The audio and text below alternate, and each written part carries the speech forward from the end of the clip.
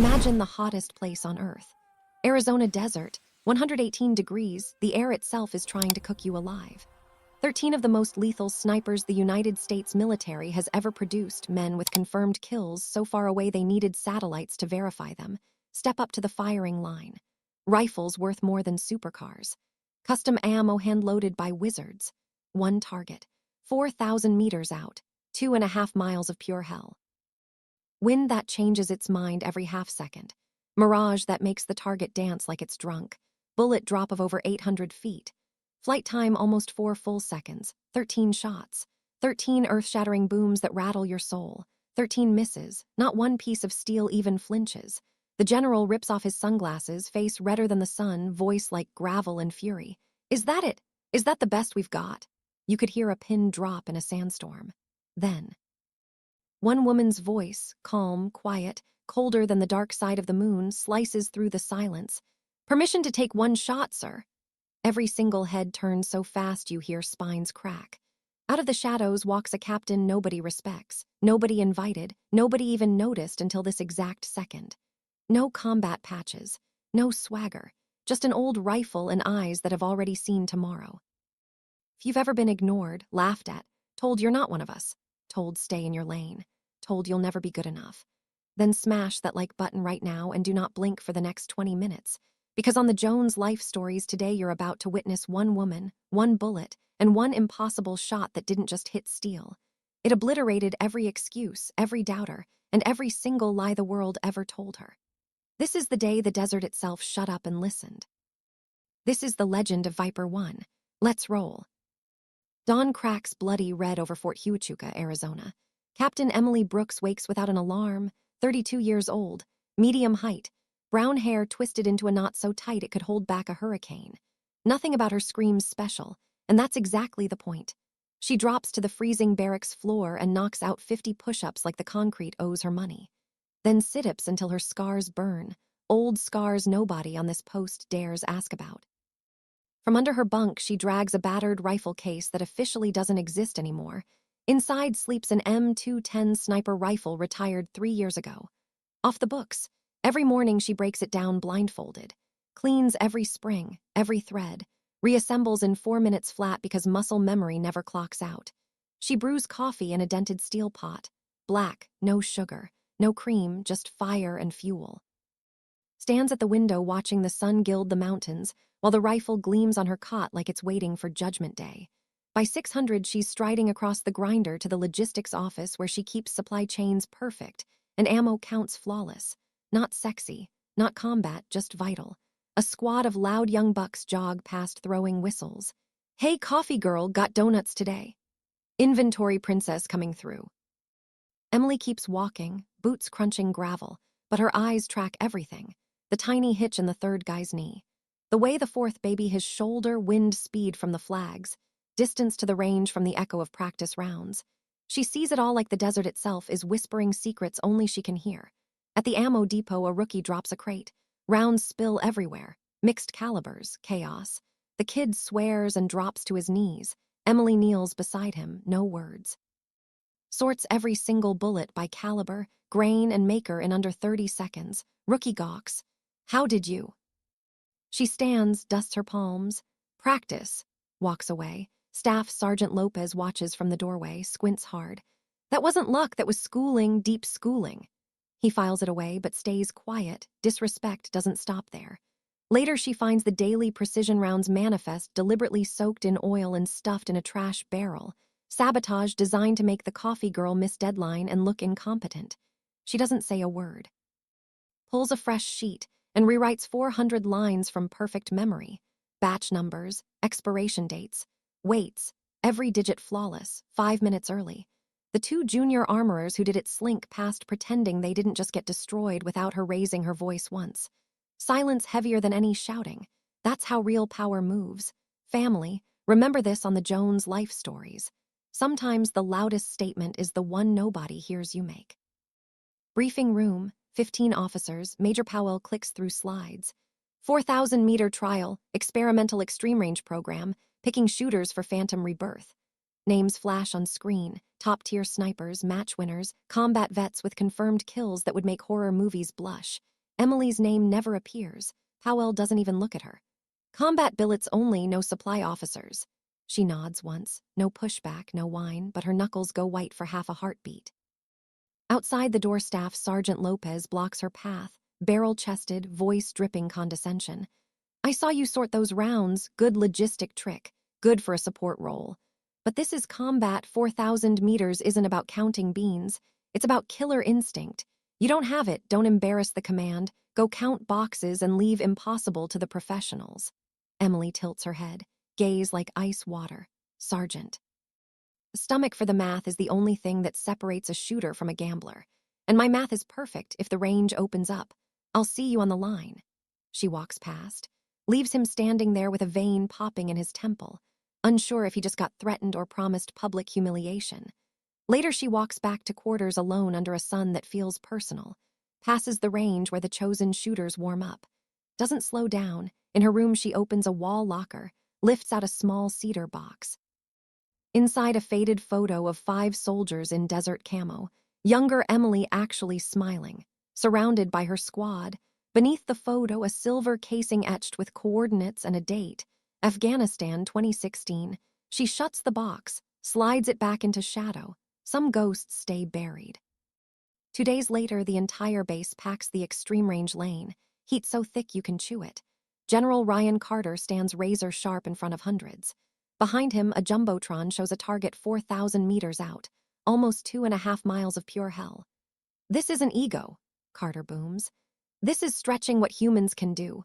Phantom needs shooters who can thread impossible shots under impossible conditions.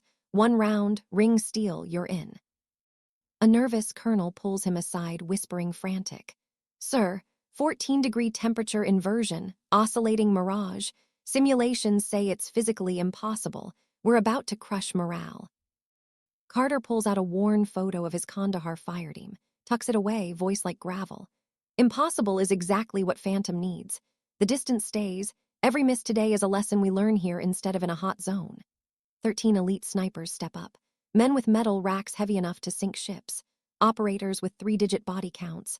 First shooter meticulous with his Kestrel. Dials surgeon clicks. Fires. Spotter calls 2 meters left. Second shooter cockier. Ex-Marine scout. Misses right 3 meters. The misses aren't close. They're not even in the same postcode. Spotters calling high, low, left, right, vertical, stringing like the desert itself is drunk. Captain Diaz mutters. It's a kaleidoscope, the mirage is breathing. You can't dope something that changes mid-flight. A competitive shooter throws his logbook on the ground in rage. Pages of useless data flapping like surrender flags. By the 10th, Miss Whispers turn to panic. 11th, 12th, 13th. Captain Diaz lowers his rifle, shaking with anger. Carter scans the crowd. Anyone else? Silence so thick you could spread it on toast. Then from the very back, calm as sunrise. May I try, sir? Heads swivel. Emily Brooks threads through the crowd in everyday utilities. No plate carrier, no hype. Lieutenant Parker actually laughs out loud. You for real right now? Diaz smirks venom. She doesn't even rate a combat badge. Maybe she'll shoot the moon. Chuckles ripple like poison. Emily keeps walking, eyes locked forward. Diaz, still salty from his own miss, steps up.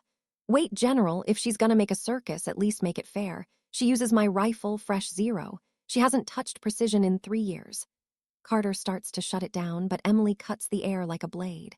No, sir. His rifle is doped to his breath and his ocular bias. I brought my own equation. She pulls out a micrometer and spirit level, checks the Chatax, bolt lugs to 5 decimal places in front of God and everybody, looks Diaz dead in the eye. I know this weapon to 1/10,000th of an inch. It won't be the rifle's fault if I miss. Laughter dies in throats. Diaz turns the color of old milk. Carter studies her hard. Something scratches at memory. Captain Brooks, you get this is 4,000 meters in shifting wind and mirage that lies for a living. Yes, sir, I get it. Carter holds her stare a long beat, tips his chin. 1 round, Captain, don't waste it. Emily steps to the line, hefts the foreign Chatac like it's an old friend, pulls a small leather journal crammed with hand-scrawled dope. Wind formulas, density tables, Coriolis charts nobody else bothered to memorize. Eyes the flags, eyes the heat ripples dancing murder across the berm, draws 1 custom-loaded bullet, rolls it in sunlight, checks runout, seats it with ritual care, drops prone, snugs the stock. Breathing drops to funeral slow, heart rate 58, the desert noise, generators. Whispers, rotor wash miles away, tumbleweed rattle, concrete vibration. She doesn't block it out. She absorbs it, skin reading air density like braille, helicopter thump telling her pressure drop, tumbleweed telling her ground gust. Every atom screaming data only she can translate. In one frozen heartbeat, the entire desert becomes a perfect three-dimensional blueprint of where that bullet must go. She clicks 0.3 mil right. Finger kisses trigger like a lover, not a yank. Universe shrinks to 1.4 kilometers away. Heat ghosts waltz. Target swims warped by temperature lies. Physics itself is lying, but Emily speaks fluent lies. Wind 12 gusting 15 northeast veering. Right push plus vertical string. Dial left 1.8 down 0.4. 96 degrees. 30.12 barometer. 18% humidity. Drop roughly 819 feet. 3.8 seconds flight. Coriolis nudging right 6 inches. Spin drift another 0.3 mil. All calculated in under 10 seconds. Half exhale. Pause. Heart thumps once, twice. On the third beat between beats where flesh and machine sing perfect harmony, she sends it. Crack like Judgment Day. Recoil soft and familiar. Bullet leaps at 3,000 feet per second, spinning 200,000 RPM. Copper-jacketed prayer arcing 2.5 miles through hell's own obstacle course. Crowd frozen. 3.8 seconds stretches into forever. Then ting, faint but pure, metal kissing metal, spotter whispers, hit. Then screams, hit bullseye dead center. Formation explodes in raw sound, but Emily stays ice. Safeties the rifle, sets it down gentle, removes ear pro, hands rock steady. Face serene like she just signed for a package, General Carter stares at the jumbotron, fresh hole smack in the middle. Cheer dies fast, replaced by heavy panting of 13 elite shooters who just got erased. Daya's shaking, Parker 3 steps behind the line vomiting into gravel. Lopez picking up the throne logbook with religious care because every equation he ever believed in just got burned to ash. Emily doesn't look at any of them, just adjusts her hair knot and waits. Carter steps up, voice barely above a whisper, but the mic catches it. Hold dead center. Cleanest 4,000-meter shot I've ever clocked. How did you dope that? Emily meets his eyes calm. Physics, sir. Wind right to left 14.3 average with gusts. 96 degrees spawned mirage at 600 compensated left 1.8 down 0.4. Standard ballistic arc. Parker looks like he's dying. Nothing standard about that. Emily's face doesn't move. Just math and reps, Carter presses. Where'd you get the reps? Tiny flicker, then soft. Afghanistan, sir, 2016. Operation Silent Guardian, I was your overwatch. Carter freezes. Memory slams home like a magazine, Kandahar. His platoon pinned in a mud maze eating fire from 3 rooftops. Done for, then enemy gunners started dropping perfect dome shots from a ghost nobody ever spotted. Command later said Phantom Unit call sign Viper 1. They never said female. Carter breathes hard. You pulled us out of the fire. Emily nods once. Crowd gone church quiet. Carter does something he almost never does. He smiles real and warm, snaps a salute that cracks like a rifle. Welcome back, Viper 1. Emily returns it razor crisp. Then slowly soldiers start to clap 1, 10, hundreds, not mockery, reverence, sound rolling like artillery across the sand. If you believe real skill stays quiet until it has to speak. Share this video right now and subscribe to the Jones Life Stories, because we salute the ones who rewrite the rules without ever raising their voice. 3 days later, the post feels different. Emily still clocks in at logistics, still runs spreadsheets and manifests, but when she crosses, the grinder troops nod. Some throw salutes outside the chain. The jokes died overnight. Lieutenant Parker finds her at the depot, hands behind back, sheepish. Captain Brooks, I owe you an apology. She looks up from her tablet. For what? For doubting you, for laughing. She weighs it, nods. Apology accepted, you didn't know. He shifts. Could I ask, how do you shoot like that? I've trained 10 years and never seen dope that fast. Emily sets the tablet down. You trained 10. I calculated 15. Every shot is an equation. Solve the math, ring the steel, but the feel isn't magic, it's volume. 10,000 hours reading grass. 10,000 more knowing bullet souls. Drill until math becomes heartbeat. Parker drinks it in. She lifts the tablet. No secret, just sweat. Most want the trophy, not the grind. He walks off chewing truth. That afternoon, General Carter calls her to his office. Sparse room, Flag in corner, ops photos on walls. He stands when she enters, points to a chair.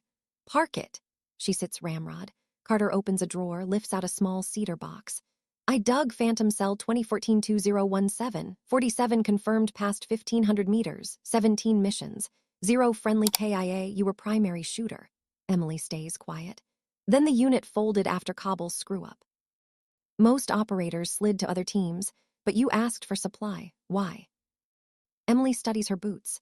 I was done, sir, done dropping bodies. Truth hangs heavy, Carter nods slow. That shot 3 days ago wasn't cobwebs, that was surgical. Muscle memory doesn't retire, sir. No, it doesn't. He opens the cedar box, inside a plain silver star, no ribbon, no fanfare. This isn't official, no cameras, no parade, phantoms don't get those, but I want you to wear it anyway. Pins it himself. For duty beyond, for lives saved in the dark. Emily fingers the star, feels its weight. Thank you, sir. Carter slides a thick folder over. We're rebooting Phantom, new rules, new missions, new blood. We need someone to mold them, someone who knows precision is discipline, not decibels. I want you to command. Emily opens the folder, 5 young faces staring back hungry and blind. When do I start? Carter smiles. 600 tomorrow. She shuts the folder, salutes as she hits the hatch he calls. Captain Brooks, sorry it took years to see you. Her mouth softens just a hair. You see me now, sir, that's enough. 1 week later, dawn is cold and clean over the memorial wall. Black granite drinking sunrise. Names etched deep of troops who never rotated home. Emily stands alone, breath fogging, fingers tracing letters she knows by heart. Sergeant Tyler Reed, Specialist Mia Wung, Corporal Jacob Holt, Lieutenant Ryan Quinn, her Phantom squad, her family lost at Kabul 3 years ago when bad intel walked them into a kill box. Emily on overwatch a mile out glassing her friends dying. She dropped 12 tangos that day, cooked her barrel cherry red, shot till fingers split, but 4 names still ended up on this wall. She presses forehead to stone. I'm sorry, so damn sorry. Boots crunch behind her. General Carter steps beside her, eyes on the names. I read the after action. You held that ridge 43 minutes solo against a battalion and 4 still bought it. Emily's jaw locks. Math doesn't numb the ache. No, it doesn't. They stand shoulder to shoulder. 2 soldiers who know winning and bleeding share the same foxhole. Why come back? Because those 4 didn't get a vote. They'd want the mission to keep breathing, train the next ones, keep the walls shorter. Carter nods. That's why I tapped you. An hour later, parade deck fills with dress blues. Small affair, no press, Carter at the podium. Emily hatting every eye on her. We rarely shine light on shadow work, but today we honor Captain Emily Brooks, Viper 1, for service that rewrote possible, skill without swagger, power without pride, accuracy without cruelty. Now she'll forge the next Phantom generation. Polite applause rolls. Carter drops voice just to her. That shot wasn't about steel, it was proof greatness doesn't shout, it just lands. Salutes crisp. Emily returns it, steps forward. I'm no hero, I'm a troop who learned to aim true. The real heroes are carved behind you. I just kept the body count lower. If I teach you one thing, it's this. Precision is mercy. Every round you place perfect is a life you don't have to mourn, yours or theirs. So when we train, I won't make killers. I'll make surgeons, exact, clean, respectful of the weight on that trigger. We start at dawn, be ready to sweat, be ready to miss. Be ready to outgrow every limit you brought. Deck goes church again. That night she packs efficient. 2 duffels and a rifle case, travel light, old ghost habit, knock at the door, Carter steps in with final orders. Your 5 rookies, break them, build them, turn them into legend. Emily studies the cocky young faces. Pulls the spent Kandahar casing from her pocket, holds it so he sees the etched coordinates. This is the price. If I take these 5, they know the cost of the bullet, not just velocity, no shortcuts. Carter places hand on the folder. They will be your legacy, not your debt. She nods slow. My circus, my monkeys, no brass, no cameras. We win quiet or we don't win deal. 2 hours later, a C-130 squats on the runway. Engines screaming awake. Emily crosses tarmac, duffels slung. Rifle case in hand. Sun bleeding out, sky bruised purple and gold. She climbs the ramp, buckles into cold canvas, pulls the silver Kandahar casing, holds it to dying light, watches it glow, pockets it, rests skull against fuselage, shuts eyes as the bird climbs into black. Somewhere ahead, 5 rookies wait to learn what Phantom really means. And Emily Brooks, Viper 1, is going to burn the lesson into their bones. Because family, listen close. This is the Jones life stories reminding you. Phantoms aren't real, but their bullets never miss. Ever been told you can't until you made them eat those words? Drop your story in the comments right now, hit that like button, share this with someone who needs to remember the quiet ones are the most dangerous, and subscribe because we salute the ones who hit center mass without ever saying a word. This is Viper 1, out.